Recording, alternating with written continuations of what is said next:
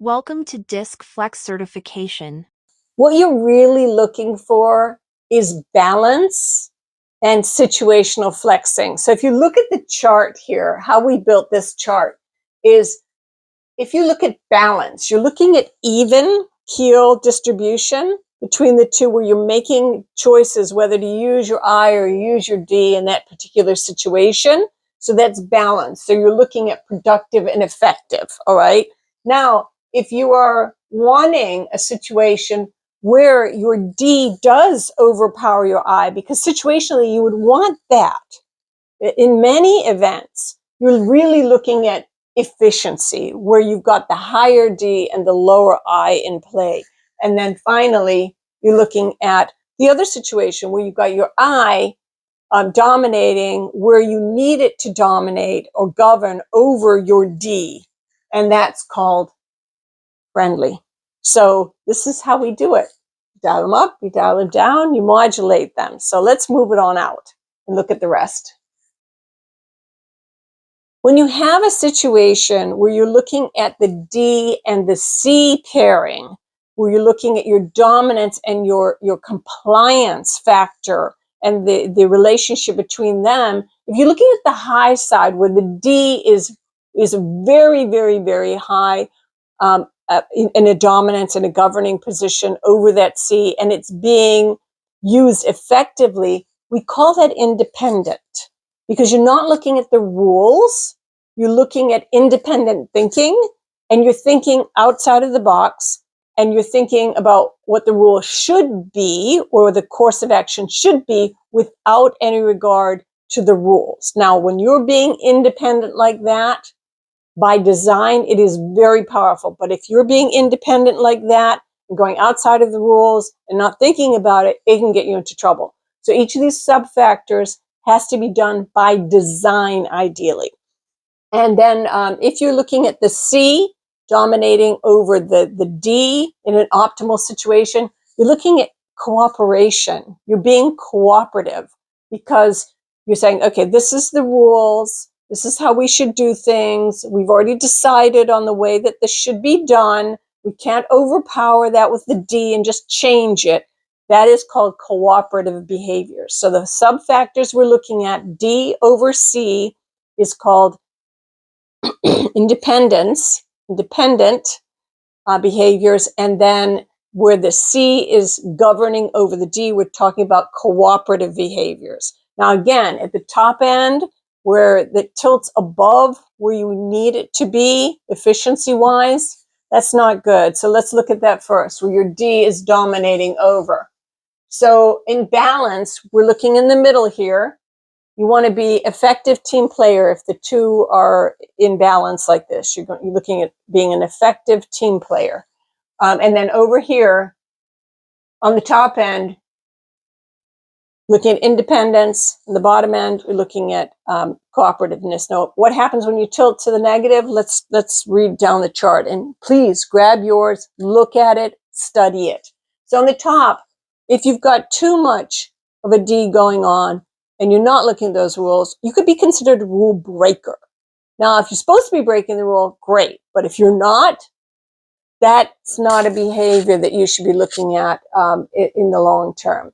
And then you could be looked at as a permission taker, and that gets tiresome, especially for the team leader. If you're always taking permission and not checking up with the rest of the team or with the team leader, you're going to be considered a maverick, going off the rails all the time, and that's just exhausting to manage.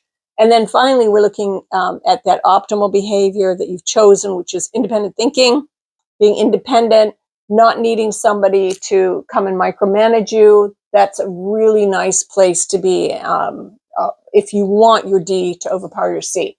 And then just below that, when you start getting the gap a little bit different, I'm going to read down these behaviors. You're going to be somebody who can take charge. Then the gap's narrowing just a little bit. You're going to be assertive, self-reliant, competitive, and then we're looking at that modulation between the two where there's very little gap. You're looking at being effective. You're looking at being a team player. And then when the C takes precedence over the D, people will view you as easygoing because they know the rules, they know what you're going to do. You're kind of easygoing. You're not going to be dominating with the rules. You're just going to, you're going to get things done, but you're going to do it in an easygoing kind of methodical type of way, which is very calming. You're going to be respectful. If the gap is a little bit more and your C is dominating a little bit more, you're going to be respectful of the rules. You're going to be compliant. You're going to be obedient. Now we're starting to go where that C is dominating quite a bit over the D, and you're going to go to cooperativeness. This is how we agreed that things were going to be done. And then when you tilt a little bit, and it doesn't take much to go from cooperative to a negative type of behavior where you just tilted it just a little bit. And the next one is complacent, because you go, that's the way we always did it. And that's called status quo behavior. And that's annoying to a lot of team members. So you got to be careful where you go from cooperativeness to complacency. It's a very fine line, and it's just a little bit of a tilt. So you've got to guard against that. And then above complacency is submissiveness, and that's submitting to the rules that were there and not being willing to change them for the betterment of the organization, the people around you, or for the client or customer. That's submissiveness. So that's the sub factors that we're talking about when we're looking at the relationship between the D and the C. Now let's move on. We're about halfway through now when we look at this one. So we're going to be looking at the combination of the D and the S relationship. So when you have your D dominating over your S and governing over your S, that sub factor is called self-motivation. You aren't being thoughtful about things. You could have been thoughtful in the past, but at this particular moment, when your D is governing over your S, your thoughtfulness, your caring, your empathy, that you're in a motivated state, and you're in a self-motivated state to get your goals done. So that sub-factor is called self-motivation, when the D is much higher than the S. Now, on the other side of the spectrum, when your S, and that's optimal, self-motivation is a good thing. When your S is governing over your D, that particular sub-factor is called patience. And that's something that I have worked on my whole life, is making sure that my very, very high D it kind of doesn't completely get rid of my patience. I've been working on patience and pulling that S up when I need to be patient, and pulling that D down. So let's look at those behaviors. And again, as we go through the spectrum, on the balance side, if you look at the balance here, you're looking at no dominance between the D and the S. So you're looking at focused and stable. Focused and stable. Those are the behaviors where your D and S are kind of in a position where they are jockeying for position. You're looking at focused and stable behaviors.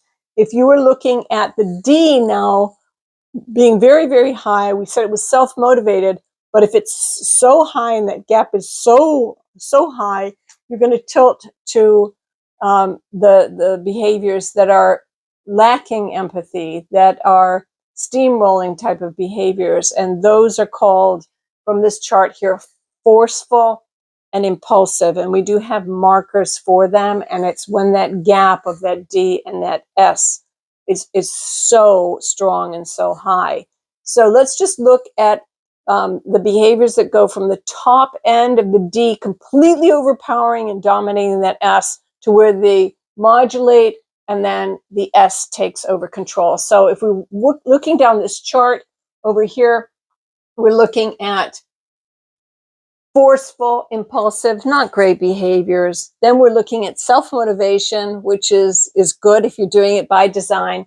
Then you're looking at being assertive, decisive, driven. The gap is closing a little bit more, a little bit more, a little bit more. You're looking at being driven. You're looking at being competitive. Then you're going to that balanced state over here, which is focused and stable, where the two are kind of jockeying for position. Now the S starts taking over and starts governing the D a little bit. And now you're looking at being easygoing, you're being composed, you're looking at cautious behaviors, where you're not taking a lot of risk, you're being prudent and wise. It can start tilting to do a little bit of hesitation, which is not bad if you're in charge of risk. You do need to hesitate. and kind of stop and look first before you leap. So the hesitant behaviors will start coming in, and then of course patience comes in. The patient type of behaviors will come in. Now, if you tilt over patience, then the behaviors that aren't good on a team start coming in, where that S is so high and that results oriented D is not even in play because the gap is so high. And that goes to uncertainty or uncertain type behaviors where you look like you're kind of waffling a little bit, even to the point, even bigger, where analysis paralysis starts setting in. So those are things you have to be very, very careful of if your S is naturally in a dominant, quite a large dominant position to your D. So let's move on to the next subfactor pairings.